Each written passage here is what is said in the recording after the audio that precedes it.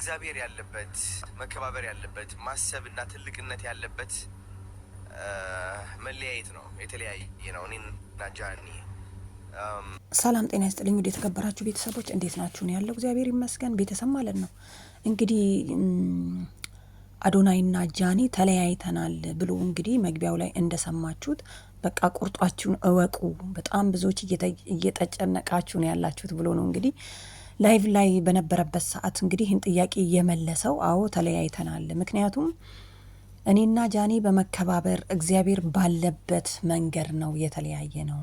ይሄ ማለት በውድቀቷ ጊዜ እኔ ያለው በወደኩ ጊዜ ደግሞ ጃኒ አለች። ስትፈልገኝ ትጽፍልኛለች፣ ስፈልጋት ትጽፍላታለሁ። እኔና ጃኒ ተለያየን ማለት አንድ ቤት ከመኖር ወይም ደግሞ ፍቅረኛሞች በሚለው መንገድ አንድ ላይ አይደለንም እንጂ በሌላ በኩል ግን እንገናኛለን ብሏል አዶናይ። እንግዲህ ሰምታችኋል።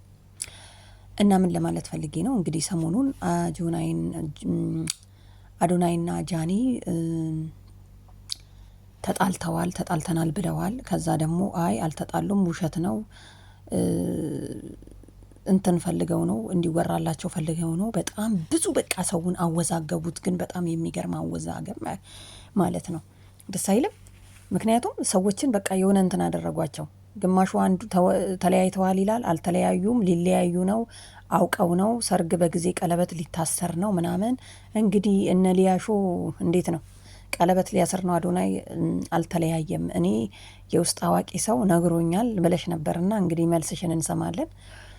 እንግዲህ ብዙዎች የቅርብ ጓደኛ የተባሉት ራሱ እንደማይለያዩ ነበረ እንትን ሲሉ የነበረውና በጣም ሚስጥራቸውን በመጠበቃቸው ሊደነቁ ይገባል።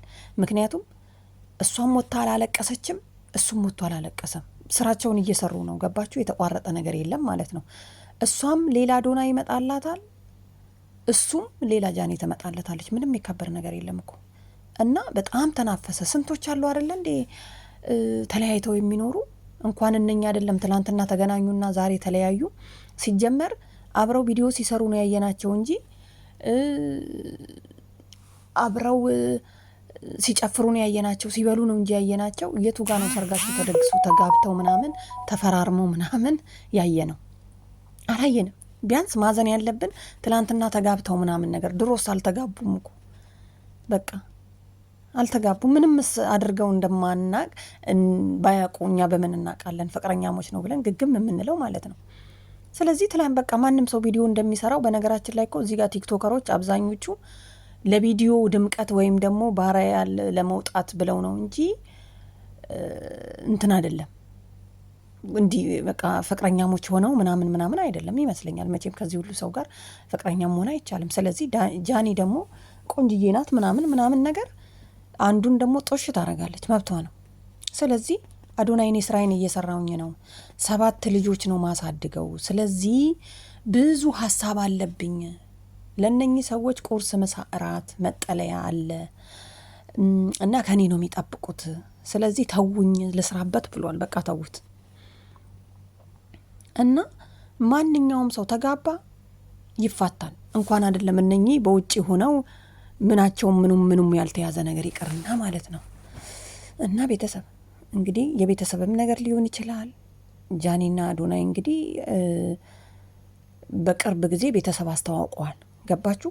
ቤተሰብን ያስተዋውቁ እንጂ ያሳለፉት ጥሩ ነገር ስላለ ለዛ ይሆናል ቤተሰብና ቤተሰብን ያስተዋውቁት እነኚህ ሰዎች። አያችሁ አይደለ? ስለዚህ አሁንም ቤተሰቤ አዶናይ እንዲሆኑብኛል ብትለው አዶናይ ይደርሳል። ጃኒ ነይ ቢላት ትደርሳለች። ምክንያቱም ቤተሰብና ቤተሰብ ተዋውቀዋላ። ወንድሙን ታውቃለች፣ እናቱን ታውቃለች፣ አባቱን ታውቃለች ይመስለኛል። እና ቤተሰብ ምን ለማለት ፈልጌ ነው? ምክንያቱም ስለተዋወቁ ቤተሰብና ቤተሰብ። እና ለማንኛውም አዶናይ የሚቅናህ ጃኒዬም አንቺም ይቀናሻል። ግን አንተን አዶናይ እንደሚለው እዚህ ጋር ለጃኒ ቀላል ነው ብዬ አላስብም። ምክንያቱም ትንሽ ለሴቶች እንዲህ አይነት ነገር ይከብዳል። መለያየት ሰው እንደ ቀላል ነው የሚያየው። አሁን ጃኒ መታ እዚህ ጋር ጌም ስትጫወት ምናምን ከኋላዋ ምን እንደምታሳልፍ አታውቁም። አዶናይ እዚህ ጋር ስለሚሰራ ሲራመድ ብዙ ጊዜ ስለሌለው ነው። ገባችሁ አይደለ? ጊዜ ስለሌለው ምን እንደሚያሳልፍ ያው ትንሽ የሆነ አይምሮ በትንሹ ነው የሚጨናነቀው ጊዜ ስለሌለው። እንጂ ከኋላቸው ምን እንደሚያሳልፉ በፊትም አብረው እየዘለሉ እየጨፈሩ ምናምን እንግዲህ ይሄ ቪዲዮ የተቀረጸው የሆነ ጊዜ እየዘለለች ላው ላይ እየወጣች ምናምን ነገር ነው። በቃ ፍቅር ነው። ምንም መከበድ እንትን የለውም። መጀመሪያ ላይ ስትሆኑ ብዙ ነገር እንደዚህ ያደርጋል። እና ይሄ ማለት ደግሞ ተጋቡ ማለት አይደለም። አላየንም ሲጋቡ፣ ሰርግ ሲደገስ አላየንም። በቃ ተለያዩ። ሲጀመር እዚህ ሚዲያ ላይ የመጣ ፍቅር አይበረክትም። ሁላችሁም ማለት ነው አታውጡ፣ ሚስቶቻችሁን ባሎቻችሁን አታውጡ። ቢያንስ እንኳን አለ አይደለ ስትወጡ ራሱ ተራረቃችሁ መሀል ውስጥ አንድ ሰው እንደሚጨምር አስቀምጣችሁ መቀመጥ አለባችሁ ማለት ነው። ስለዚህ አለው ማለት ምናምን ማለት ጥሩ አይደለም። የኔያውን ይኸው አይሰማም፣ አያይም፣ አይሰማም። አልጋ ስር ነው ያለው ተደብቆ። ምክንያቱም በቃ አይቶ ከመናደድ እንደዛ አይሻልም? ድብቅ ነው። እና ቤተሰብ ምልላችሁ ነው ያው ቢለያዩም ምንም ማለት አይደለም፣ ባይለያዩም ምንም ማለት አይደለም። ሁሉም ለተሻለ ነገር ነው ፈጣሪ ይህን ያመጣባቸው። ገባችሁ? በእግዚአብሔር ያምናል። ደግሞ ምንድን ያለው ሁሉን የሚያደረገልኝ ፈጣሪ ነው። እኔ በሰዎች ላይ ተንኮል አልሰራም፣ ተንኮለኛም አይደለሁም፣ ወደፊትም አልሆንም። በእግዚአብሔር አምናለሁ። ምክንያቱም በእግዚአብሔር ካላመንኩ ያገኘሁትን ሁሉ እንደሚያጠፋብኝ አምናለሁ ብሏል ማለት ነው። አያችሁ አይደለ? ስለዚህ በእግዚአብሔር መታመንህ በጣም ጥሩ ነው። ግን የሆነ ነገር ላለመጨረስ አለመጀመርም ቢሆን ጥሩ ነው። ከጀመሩ ደግሞ መጨረስ። ምክንያቱም አሁን አዶናይ አይፈልግ፣ ጃኒ አትፈልግ፣ እኛ የምናውቀው ነገር የለም። ገባችሁ አይደለ? ተለያየን ብሏል። በቃ ተለያይተዋል።